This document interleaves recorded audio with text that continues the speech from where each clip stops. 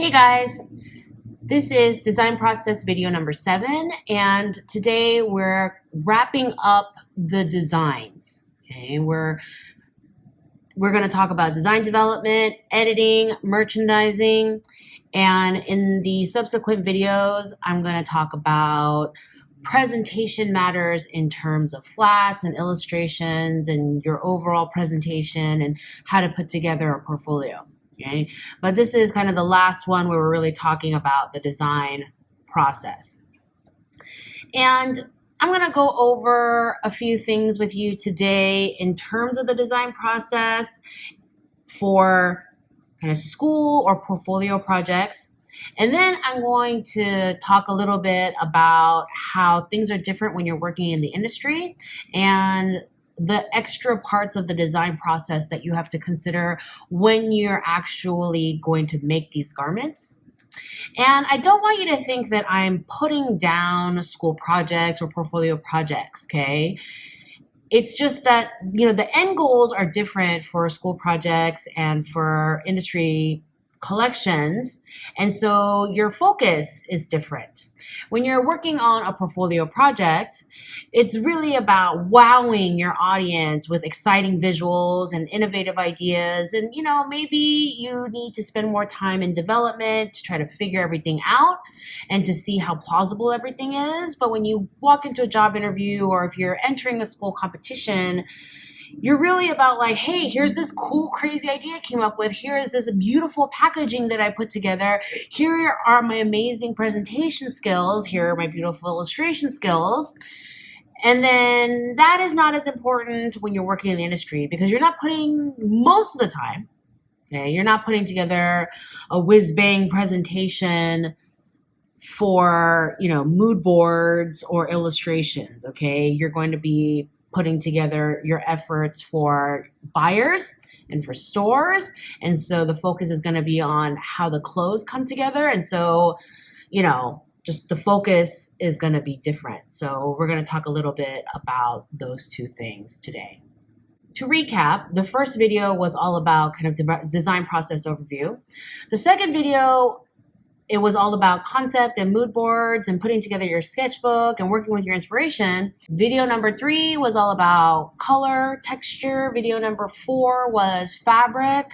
Number 5 was shape and proportion and playing with both. And design process 6 was all about 3D design development, where you took your fabrics and you manipulated them and you sewed them and you cut them and you put them together and you actually made things happen out of the fabrics you're going to use for your actual collection so that you can get an idea what they're really going to look like. Right? And then here we're finalizing development, and I drew out all these croquis. Okay. And when I draw them out in pencil, I'll use a really fat pencil, like a heavy 2B, 4B, 0.7 lead pencil. And then I'll go and make Xerox copies of all of them. Okay. If you don't use a heavy enough pencil, it's gonna be a little bit hard for them to show up on a copy machine. You're probably gonna want to increase the ink density on the copy machine anyway, but that's why I mentioned that. And I never color the originals. I'll show you why later, but I never color the originals.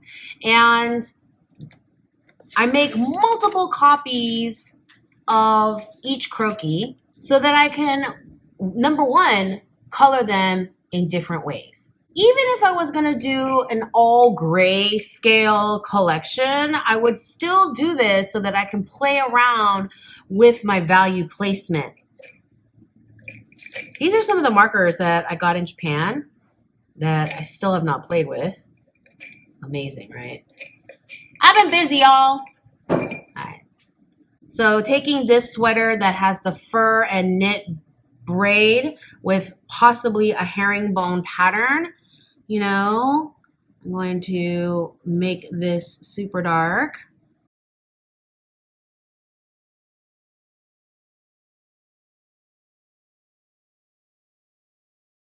And this is a herringbone, so I'm going to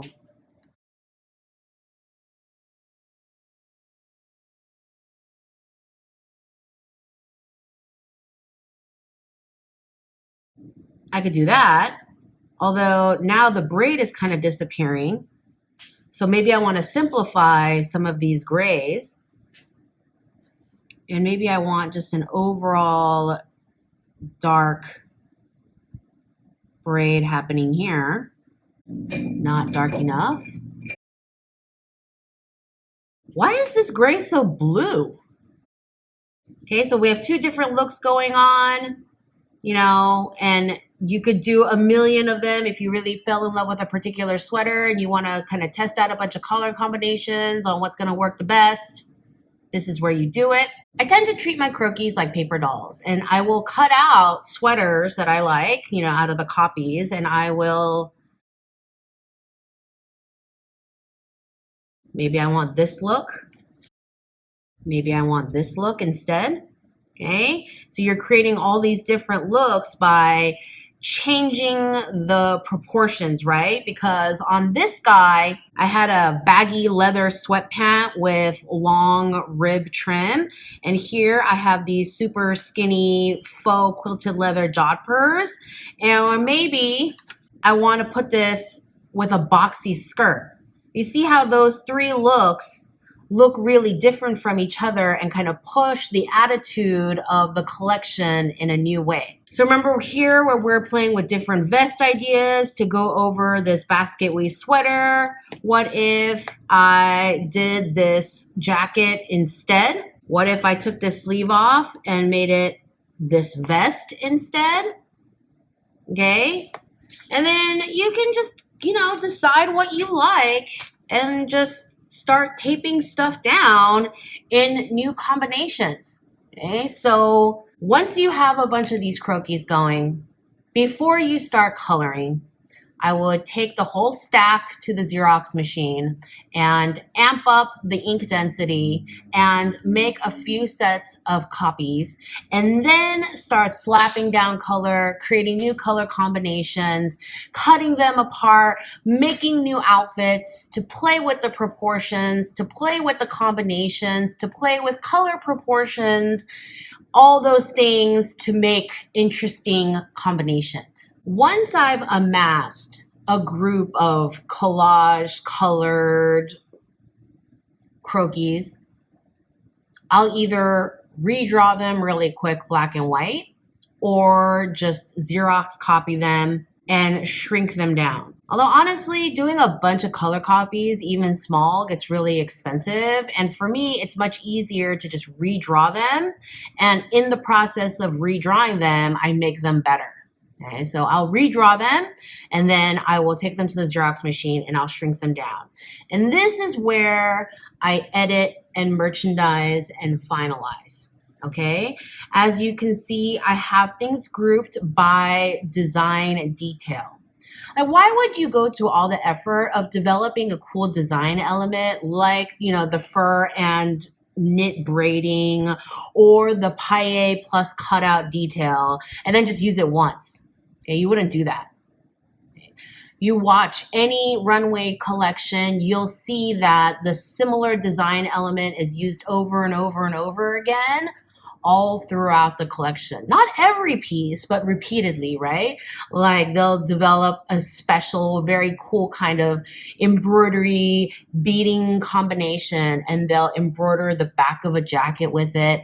And then they'll embroider like the side of an evening gown with it. And they'll take a smaller version of that and create a print out of it and do a repeat of it. And so you're seeing this design element, you know, weave its way through the collection. And so you're going to take your design elements and use them over and over and over again. And so now I've grouped these. This is my fur knit group and I'm playing with the placement here. Like I have the X in the front. I have the braid, a big braid in the front. I have a flattened braid in the front here. And then I have that original sweater, but I took a piece of tracing paper and I redrew it because I was playing with the proportions, changing that up a little bit. And then I created another sweater here and then I played with, you know, I'm just playing with colors, laying down tracing paper, redrawing something, You know, Xing out stuff that is not working, adding all these sticky notes everywhere. This is just process, okay? And so you're just tagging, I'm tagging all my favorite ones. I'm recoloring things to make the color story work out the way I want them to. Here I am playing with the basket weave and the mesh. So I kind of put them in one category because it's that whole like, you know, they have those verticals meeting a sort of look coming together. Again, I'm playing with the irregular rib knit. I'm making all these mesh shapes. Some of them are getting a little bit feminine. Some of them are getting athletic. I'm trying to find a space in between. I'm adding chains to them. Took a little metallic gel pen and started dropping chains in there. You know, I'm adding mesh paneling to the coats, mesh overlays to simple pieces. I'm doing sheer mesh panels as part of a blouse.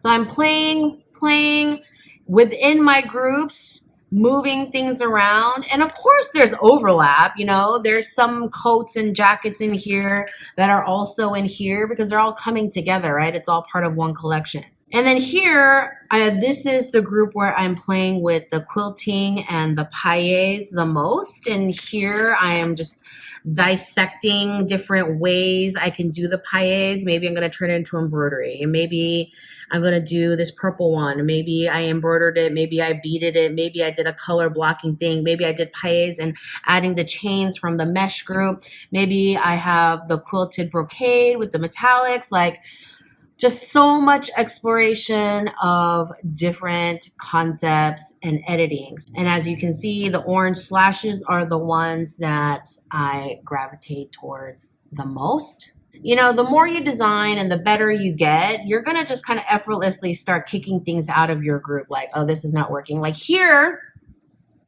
I ended up, like, I love these so much, you guys. Like, the big drama queen in me loves these designs so much. But they didn't work with the rest of it. Remember how I was focusing this design project on making things really androgynous so that men, women, and children could wear them, just like the way people use furniture. And these are all so like super couture evening wear for women that it just didn't work with everything else. So I'm so sad about it. But they have to go. Ping, kick them to the curb. You have to be ruthless with yourself. You have to be like, okay, this does not work with everything else, so it's gotta go.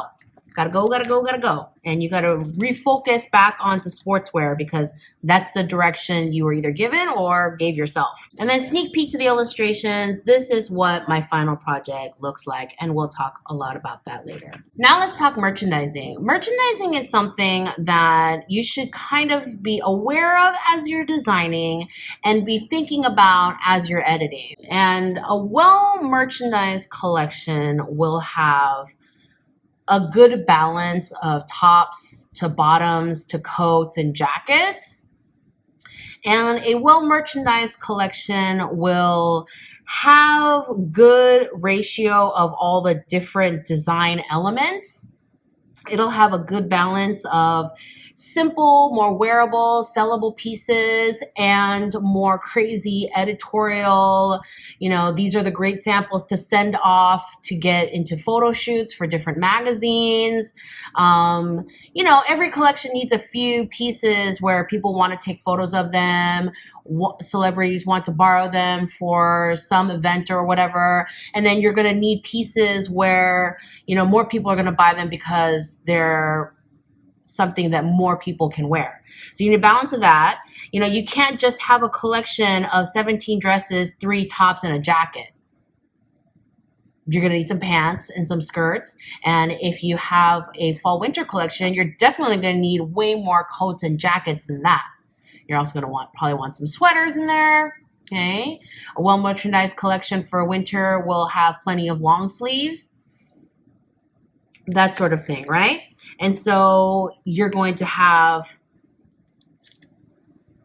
make sure that you have some dresses and some skirts. And, you know, for your final layout, you have to have enough bottoms to go with enough tops, right? If you have 2 pairs of pants, 1 skirt, and 17 tops, how are you gonna, like, that's completely skewed, and you need more bottoms to go with all those tops, right?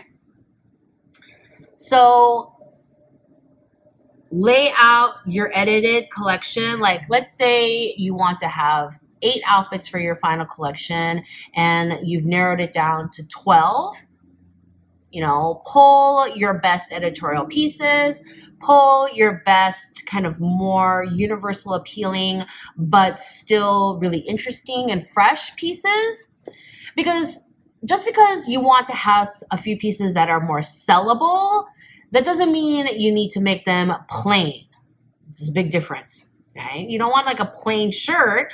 You want to have a simple shirt, but one that really shows off what this collection is all about.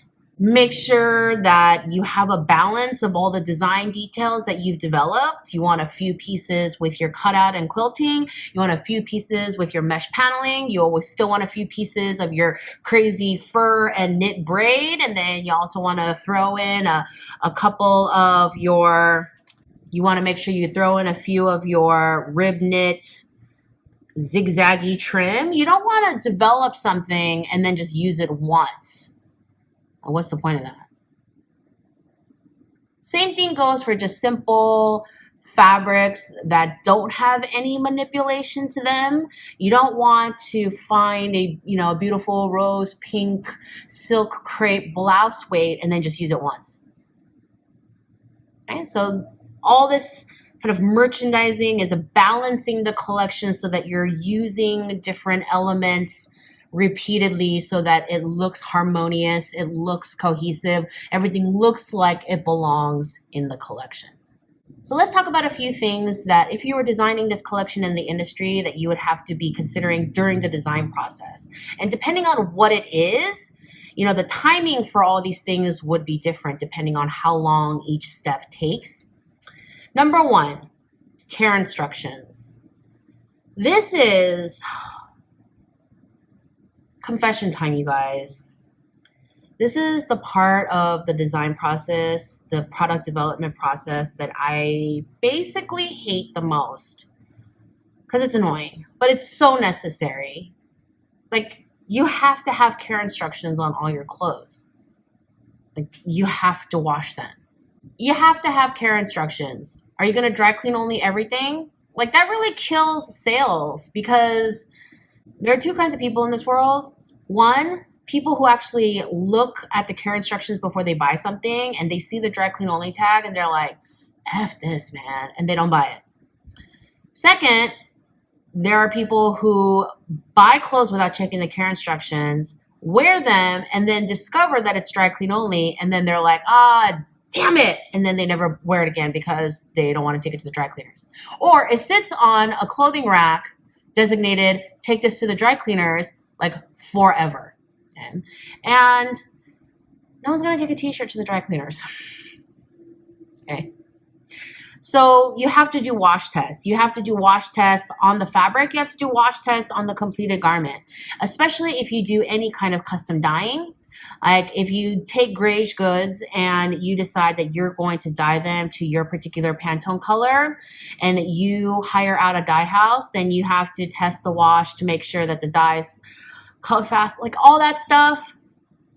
Like, it is seriously my least favorite thing, but it is completely necessary and you need to do that.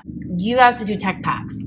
For your design project, you don't have to do tech packs because chances are if you're looking for a job as a designer, no one is really interested in looking at your tech pack. If you are applying for a technical designer's position or a job where the job listing has a lot of technical designer responsibilities and you want to show off that you can put together a good tech pack as well as design creatively, then yeah, you should include that in there. But otherwise, you're only going to do tech packs actually in the industry. But yeah, you need to do them. And even if like you're going to do tech packs and they're going to be kind of basic, and then you're going to have much more elaborate nitty gritty cross every T dot every I tech pack for production. But you still need to do them because, you know, when you go to a job interview and you're showing off a project and you have this great jacket, chances are your interviewer is not going to ask you, so what size line is that button? Like I don't think I've ever been asked that by an interviewer, but your factory will ask you for sure, what size button you want? Because then what size buttonhole you want? You know, and if you need a button stay, what size button stay, what color button stay, they want to know all these things. They want to know what kind of zipper you want to use, okay? And look, I'm a little bit OCD. I don't know if you guys picked up on that in the way I teach and the way I present, but I'm a little bit OCD, as in literally organizing things calms me down. And so it seems to me that at every design job that I ever worked at, it was my responsibility to order zippers because I was very good at it. And you're like, Zoe, how hard can it be to order zippers? Like, is that really a talent that you need to be bragging about? Yeah, I do. I am bragging about my ability to order zippers because when you order zippers, let me tell you all the things that you have to think about, okay? Number one, you have to think about what kind of zipper. Is it going to be a fly? Is it going to be a railroad zip? Is it going to be a lap zip? Is it going to be an invisible zipper? Okay. Does it need to be a separating zipper like a jacket? Or is it going to be closed on one end like a pant fly? Number two, what material is it going to be? Is it going to be nylon plastic teeth? Is it going to be metal teeth? Number three, what color is the tape going to be?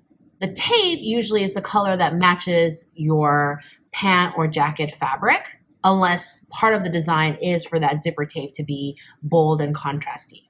Okay? And so you have to really consider, you know, what color is going to work well, especially if you are going to sew an exposed zipper, something that really stands out, as opposed to something where you've sewn the construction so the fabric covers as much of the zipper as possible. Number two, what color teeth? So if you do a plastic, nylon, whatever zipper, you're probably going to have teeth that match the tape, but not always. They have all these interesting, cool things now with zippers. Or if you have metal teeth, then do you want like something shiny like brass, or do you want something dull like antique nickel? Okay, so you have all these teeth options. And then you have the zipper head. Okay, and wait. Rewind, okay? So when you're picking out teeth, you have to pick out the size of your teeth, okay? Standard jacket metal separating zipper teeth are about a number 5 size. And then you have those giant, like, you know, Carhartt style, big blue collar worker coats that have like a number 7 zipper. You know, standard blue jeans have a number 5 zipper. Invisible zippers and small nylon zippers will be a number 3 zipper, okay, all the different sizes of teeth. And then you have to worry about the head. What are all the heads going to look like? Lots of companies will have a zipper head where it'll have their logo on it. But if you want something customized like that, like you have to buy like a lot of these zippers, right? And so you have to think about the head, what color the head is. And then you have to order the length that you want. And you can't, it's not like fabric where you can just buy a bunch and then just cut it. I mean, you can do that sometimes with invisible zippers, but I don't recommend it. So let's say you're doing a jacket, and so you need a separating zipper in the front. That'll be a number 5 metal teeth zipper. Let's say it's going to be black tape to match the black fabric. It's going to have an antique brass zipper with, you know, a simple rectangular head, whatever, right? Let's say your sample size is a medium, and let's say that means that it's a 34-inch zipper down the center front. And so you're going to buy 34-inch zippers for your mediums. Okay, but these jackets, they get longer as they get bigger. That's very typical. And so when you order zippers for production, you have to look at your cut ticket and be like, well, we're cutting 100 small, so you have to order 100 plus 5%. Always order 5% more. And then we're going to cut 300 medium, so 300 plus 5%, blah, blah, blah. Okay? All those things to order zippers. I'm the queen of ordering zippers. Okay? Because all those codes, all those things that I just talked about, each have their own code. The sizes have a code, the heads each have a code, the colors all have a code, and they all have to be written in a specific order, or YKK will bite your butt and send your PO back. They might not actually bite your butt, but you know what I mean. Okay, so those kinds of things. Okay, you have to put together a tech pack with the design details, with the closures, enough so that your factory will make your sample. They can look at your tech pack, they can look at your flat, they can look at your details, like, rib collar, this kind of top stitching. Later on when you get into production, you can be really specific, like this is the thread you want, and you want 6 stitches per inch on the top stitching and blah, blah, blah. But, even in the design spec pack, you have to consider things like, okay, I want a double needle top stitch in the inseam, but not the outseam. Along each belt loop, along the top edge of the waistband, but not the bottom edge of the waistband. I want a double needle top stitch along the J stitch, but not down center front. Okay, so you have to mark all those things. You have to think about all those things and mark all those things in your flat. Whereas, when you're doing all this flashy stuff for a school portfolio, nobody really gets into the nitty gritty of those things. And it's kind of okay, Embellishments. Okay, so let's say you're doing a project where you have all these beautiful flowers and you want to bead these beautiful flowers. You'll have one where you have a beautiful flower coming up across here, and then you'll have one where there's one, like a bunch of flowers coming across the hem asymmetrically, and you've painted these beautiful watercolor flowers in your illustration, and you've created this beautiful, secret garden mood with your project and everything. And then when you bring it to the design room, then you have to draw that out. You can't have a vague watercolor drawing of that flower anymore. You have to vector draw it in Illustrator so that each shape is precise, so that your embroiderer knows exactly what shape to make the white threads and what shape to make the pink threads. Or if it's a beading, what kind of bead, what size of bead, and how the beads are going to be paved in a certain area to get the effect that you want. Okay? You need to really flesh out the details for all of your embellishments. And that's true of any kind of embellishment. If you want a debossing in leather, you have to create a vector line art of the design you want on your debossing so that you can go get your die made. Because they'll take your vector art and they'll take that very precise art and make a die for you so that you can stamp your leather. And then textile design. So one of the simplest ways to make something that is unique to your collection is to create your own print or pattern fabric. So I'm going to do a video on how to design a pattern and how to repeat it and all that good stuff. But during the design process is when you would develop a print. And usually in the very beginning of the design process, because it takes quite a while. And so you're going to design this print and you're going to draw it out. And again, you can't be all vague about it. Okay? You either have to do it or you have to hire someone who's a textile designer to actually create the art for it, very specific art. Even if you want like weird mass, like vague cloud shapes, you still have to make them precisely vague cloud shapes, if you understand what I mean. When you're working on your portfolio, typically you can just paint on paper a piece, or maybe you can even like use fabric paint and paint on a large swatch of fabric. Or if you took a textile course, you might be able to create a strike off and include that into your project. But You know, when you're working in the real world, you have to work with a printer with their specifications and their minimums and their capabilities, and you have to design your own print, and you have to create the artwork or hire it out, and you have to pick Pantone colors for every color within your print, so that when your printer is mixing and selecting inks for their print, that they know exactly what color, you know, like even if you have 19 colors, like this print that I did, it has 19 colors, and we had to pick Pantone colors for every single color. So you have to finalize the Pantone colors, you have to finalize the artwork, you have to pick colors and make sure that they either match your solid colors perfectly or they coordinate well enough so they all work together.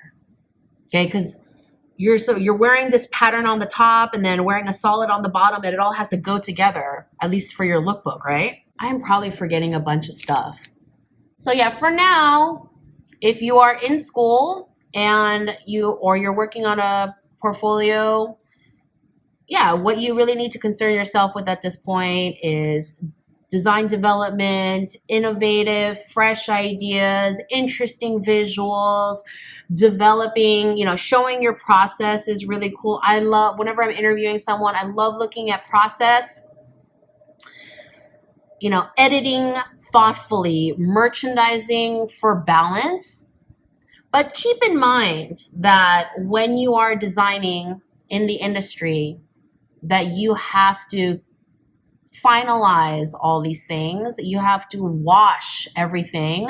And if you want custom dyeing, you have to consider that too. There are a lot of these steps in the product development process that takes a lot of time and energy and are completely vital to getting your collection on the runway, in a lookbook, in the store, on a website, what have you.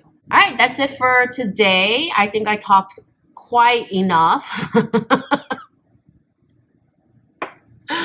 You know the usual drill. If you have a question, check my info box. If your answer is not there, drop me a comment below. You know, subscribe, share, like, you know, all the fun things. And I'll see you next time.